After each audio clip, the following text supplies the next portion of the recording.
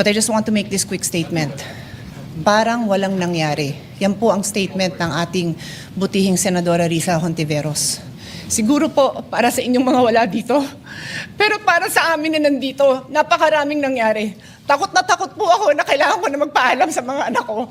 At yung staff ko, 2 pintuan ang pagitan ko sa putukan. Yung staff ko na si Claire, na 20 years na sa akin, nandun siya sa labas. She has a 12-year-old son. Kinuwento niya sa akin late na tumatakbo siya, hindi niya alam kung saan siya pupunta. Kaya para sabihin niyo na walang nangyari. Napakasakit para sa aming lahat na nandito. And as I said, 2 pintuan ang nagpo-protect sa akin sa putukan. Pero yung media, yung Senate staff, yung hindi naman makauwi dahil sila ang security, sila ang elevator women and boys natin, nandoon po sila. So dear colleagues, napakarami nang nangyari. And one more thing, wala ho akong sinisisi. Pero nung pagkatapos ng lahat, pagtingin ko ng group natin, yung dating majority group, walang ni isa sa inyong nangamusta sa amin.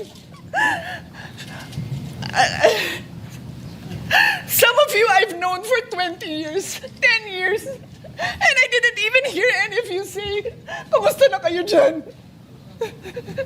Napakasakit na sa akin. Sobrang sakit. So yun lang ang masasabi ko. Yes, I am very ready to share my story, to ask questions.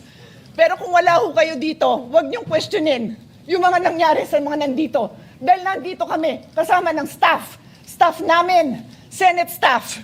You have your own story. I respect that. But please respect my own story. Thank you, Mr. President.